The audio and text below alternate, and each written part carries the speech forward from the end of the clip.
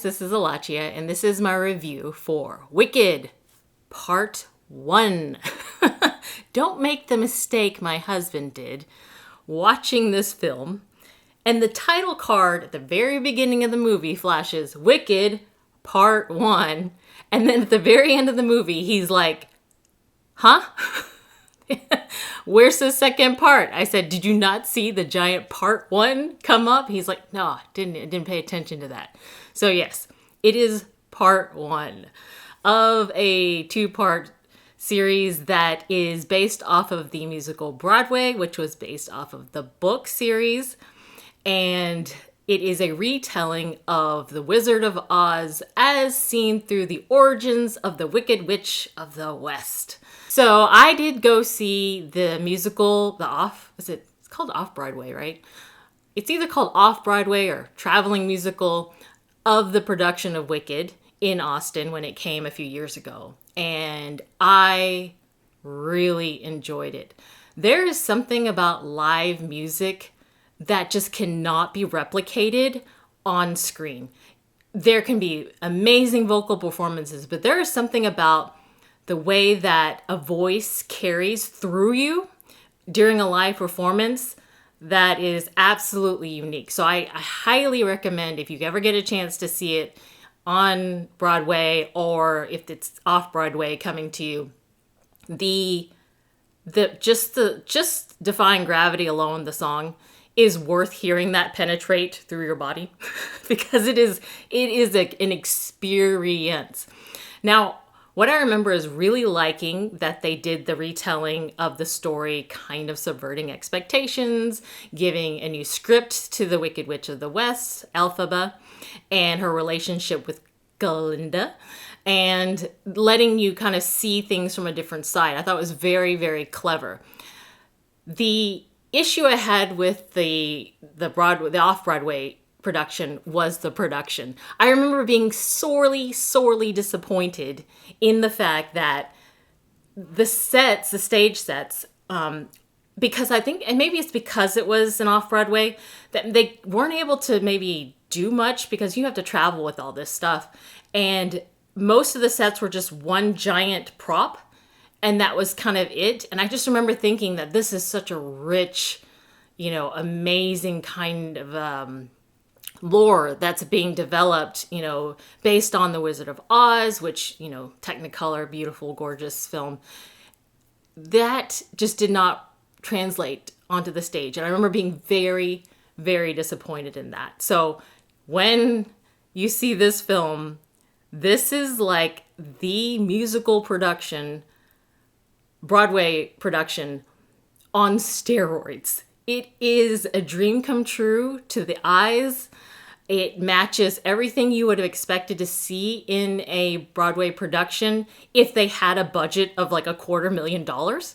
So that was incredible to see because it's what I've always wanted to see when I was watching, the musical. I will say though, that is a kind of a hindrance to the film in the fact that it never really escapes from being a stage production. It never feels like a movie. It feels very much like a Broadway play. You never get transformed. You never get sucked into actually believing you're in a movie. I felt very much like I was on a live set of a stage production. And even the acting, just the quality of the way they project their voices and the way that they act, it just felt very, very theater kid kind of centric. And there's nothing actually wrong with that because this is based off of the Broadway musical, so it actually kind of works. But if you were hoping for this movie to be a movie version of Wicked, it's not. It's definitely a Broadway stage production that was translated onto film or superimposed onto film, kind of like Hamilton. That's what it felt like. But it doesn't disappoint in those respects. Costuming, gorgeous. Stage production is spectacular, elaborate, very just dripping with details and color. It's incredibly gorgeous. It's definitely, what I wanted to see and and have imagined for me. And then, of course, we get to the actual storyline, which is it's actually still very intriguing in the respects that you have this girl, Elphaba, who's born with green skin. And she goes to, she accompanies her sister to help her because her sister has a disability and cannot walk. And the reason she has that disability is because her mother was forced to eat these flowers, white flowers, to help her make her more white so she wouldn't turn out green like Elphaba. And that led to, her being born with this disability. And so as a result, Elphaba has to help her sister out. And so she goes with her to Shiz University. I don't even want to talk about, I'm not going to talk about Shiz anymore because that should have been renamed. I don't know why that needed to stay there. You could have changed that. So Shiz University, where she meets Glinda. I guess it's Galinda at this point, who is played by Ariana Grande, who is the popular girl. Popular. And she is the perfect mean girl. But not the type of mean girl that you hate. It's the mean girl you love to watch. You love to hate to watch, or hate to love to watch. I don't know. Either way, her comedic timing is perfection. She carries this film from start to finish, Ariana Grande, because of the fact that she makes every plot point tolerable because she's so entertaining to watch every time she is on the screen. Her micro expressions, her facial, if you watch this, watch her facial expressions. She has a facial expression for every second of the film that changes. It's absolutely incredible. And then, Cynthia Erivo, one of the things that I found really interesting is when I saw that she was going to be playing Elphaba, I kept thinking to myself, no way am I going to buy that she's Elphaba. Look at her. Look at her in real life. She looks like, an elegant woman. She looks like a woman. And yet, when she transforms in this movie to Elphaba, she's like the cutest, most adorable, likable, sweet green girl. And it's amazing to me because when you're watching her on the screen, you're going to think to yourself, she's the only one who seems normal, which is kind of ironic, right? Because she's got the green skin, so she's like the aberration. But everyone else is the one that looks weird. Everyone. Ariana Grande with her bleached eyebrows, weird. All of the friends and cohorts, they all look super kind of, what's that one where everyone is in La La Land and, oh gosh, what is it? Like Stepford Wives. Yes, Stepford Wives. It just looks like everyone's been kind of like tweaked to look hyper real. But Elphaba looks like a real girl. And so you really follow her journey. You sympathize with her. You empathize with her. And of course, when Cynthia Erivo starts to sing, you're like, I feel you.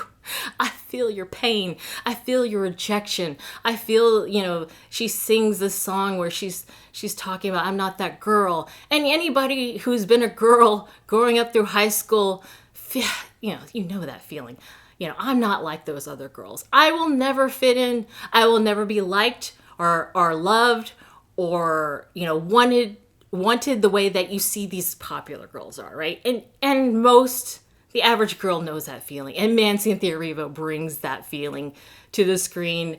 And you're just like, oh, yeah, that's it. That's the soundtrack of my childhood. Right there. And so both those two, when they are together, it's just so captivating to watch. They are both just eye candy, ear candy. It's just so delicious. This is the word I'm going to use because they just, every time you're on the screen, you're just soaking them up. And so what unfortunately happens is that there are other parts of the story that include other people. And for me, they just didn't work. Compared to Cynthia Erivo and Ariana Grande, it just, everyone paled in comparison to those two. And I found it just took me right out immediately as soon as other people started to sing or other people started to perform. And I'm not saying that these are bad actors. It's just that in comparison, oh man, I was just like, no, don't care about your storyline. Don't care. Don't, just bring them back. Change the story so that it's just them the whole time. So their love interest is played by Jonathan Bailey, Prince Fiero. I'm not buying it. You see this dude, like, That's not the dude. Not just his looks, although he looks way older than the both of them in his costuming, and probably maybe even because of the wig. But he just does not look like he belongs. He's just like, you don't go here. You don't belong here. You're in a profile age group that just does not, it's not appropriate. That's the way he looks. And so like when he becomes their love interest, I was just like, no, I don't like it. And then when he sings, it's not like he's a bad singer, but compared to those two, when you hear someone and their voice projects and it's just on top of the world. And there are men who can sing to that level as well, but Jonathan Bailey just isn't one of them. And, I felt bad because if he had really worked, I really would have thought that this movie would have had more cohesion. And instead of this being like a movie that just showcases to Cynthia Erivo and Ariana Grande, that this would have been a whole, ensemble that really brought the entire movie together and made you really long for every aspect of the movie. And, there were going to be theater people who are just like, I loved everything. So, but for me, I was zoning out. I was zoning out when everyone else was singing. Ethan Slater as Bach Woodsman. He's there. He's there. That's about it. He's a terrible character. I don't know how they're going to play that out in the second part of the part two, because the things that are happening, which is about manipulation and disregarding people's feelings, they are underplayed so much. The kind of wickedness that's going on is underplayed by Ariana Glinda's aloofness and comedic timing that you don't really even grasp how dark and wicked this story goes. And I do feel like that becomes a distraction to the real meat of the story, which is all about people who are visibly wicked or perceived to be visibly wicked versus people who are deep down inside terrible and wicked people and will do wicked things to other people. And I think that the comedy that is overshadowed, the comedy overshadows this deep, dark theme. And for me, I felt like I loved the darkness of the theme because that was one of the things that I was really drawn to with the Broadway musical, is that it was like, wow, yeah, this is dark. This is really dark. In the books, even darker. And you don't really get that sense, and I'm quite interested in how they're actually going to even handle this in the second part, because so much of the first part is more like, yay, party, cutesy, that how are they going to transition that into part two, which is so dark and depressing that you're just like, ooh, you probably really needed this to be one movie because you needed the lightness and the silliness of part one to balance, the darkness of part two. So it'll be, they're going to need to add something to part two to, I think, help lighten it up a bit, to help balance it out. Because if you go in with this one and you're like, oh, wow, this is cute, this is great, that part two is just going to rip you apart. I don't know, maybe Stephen Schwartz, the composer for Defying Gravity, can come up with something. It would be really great if he was able to create some really good songs, because that is the other problem that I find, is that two of the best songs popular in Defying Gravity are in part one. So what's left for part two? It's not going to be as strong. And I do feel like this movie should have been one movie. It could have been a 3 hour and 20-minute movie. There's so many scenes I would have cut out of this first part because they were blah, they were extended, they were too long, they weren't as engaging, and I felt like it kind of dragged, and I think it did drag just so that they could have a part one and a part two. Really should have just been one movie. To me, a very serious flaw in the film is that it wasn't one film. And because all you're getting is part one, it means that all part one can include is the story of Elphaba and Galinda becoming enemies to frenemies to best friends to who knows, right? So that is the main theme of the first film. And once that note has been hit, once you've already kind of gotten that theme, you're just like, okay, I get it. I get it. You guys are friends now. It's great. Yeah. Like, let's hear the story of how you guys became friends. Got it. And, the development of Elphaba in terms of like finding herself, finding her own voice, finding out what she actually wants in life. Because there's, it's very much a coming of age story as well for a young girl who finds herself being different and not understanding her place, not understanding even what she wants versus, what she thinks her goals should be in life versus what, she actually believes in and stands for. And I love that aspect, but again, did not need to be, it definitely could have been included, her full story in one film. Now, one of the things that I disliked is the I love the Munchkins. They're like my favorite part of The Wizard of Oz. So while there are people who are called Munchkins in Wicked, there are no real Munchkins. There are people who have dwarfism who are in Oz, but they're not necessarily Munchkins. But the actual Munchkins are just normal people. They're just called Munchkins. And I'm just like, oh man, like what is it? What is with, I don't like the term little people because it just, I just don't. I would just call them shorter people because they're just people. They're just shorter. It just doesn't make any sense. There's nothing wrong with being a dwarf. I just don't see it. Like, I never look at a dwarf. I never look at a person who's little or smaller than me and go like, oh man, what? I'm just like, yeah, there it is. Like, great. And a whole people who are, dwarfs, I don't see the problem. That's not a bad thing. Like you can have a whole group of, a village that's full of black people or a village full of Asians and a village full of gay people or, you can have a village full of people who are shorter than other people. Like there's nothing wrong with that.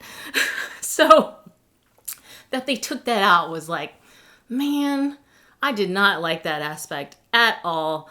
I just felt like it's just like you're racing, like you're racing them, like they don't exist. People find it offensive that they're in anything, so you don't get to be in anything, therefore you don't exist. What the fuck? That's not right. That's not right. And even what's worse is that there is someone, Peter Dinklage, who is a shorter person, who is in this film, but not as a Munchkin. He plays a goat. He plays a professor goat, Dr. Dillamond, and he voices the goat. And you're just like, are you kidding me? Come on. This is ridiculous. Oh, just so sad. So I was kind of disappointed that they kind of cowarded it out on that and didn't use this, just like Snow White, which I'll talk about another day.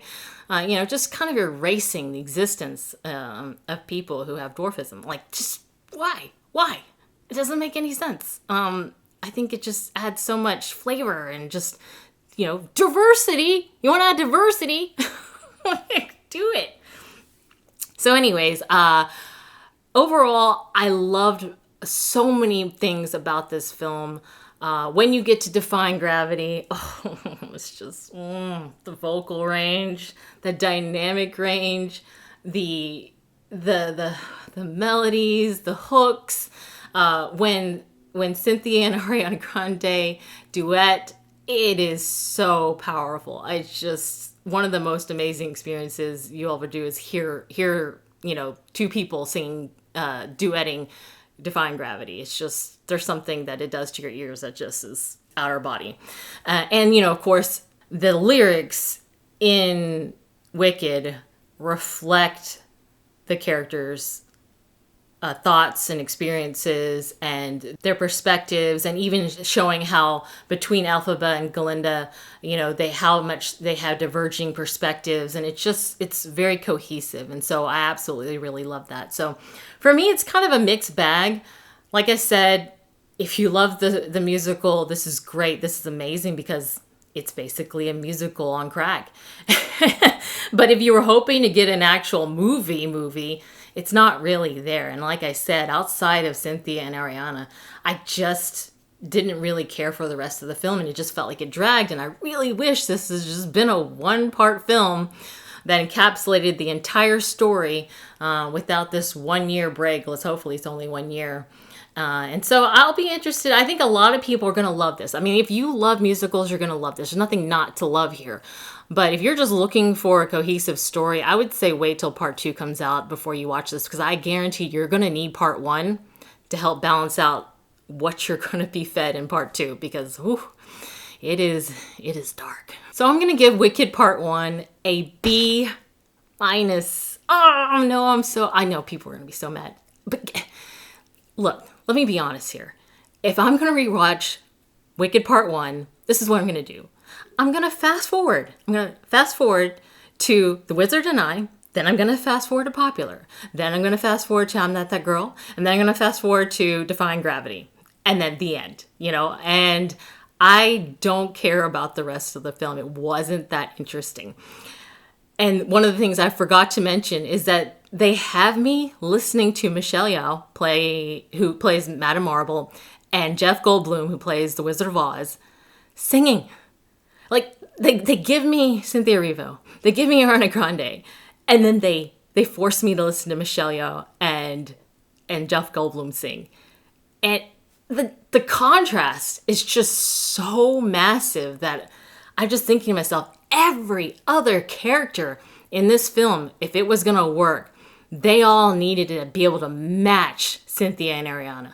They all should have been able to match them, because then, like the musical, like the actual Wicked production, then it makes more sense. Then you're much more engaged. But just like when you have them and then you're just like, as soon as they're off and other people are singing, you're just like, okay. Anyways, those are my thoughts for Wicked Part 1.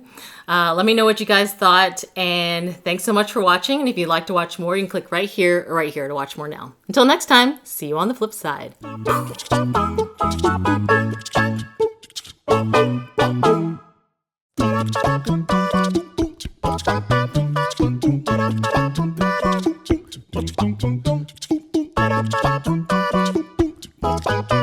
Thank you.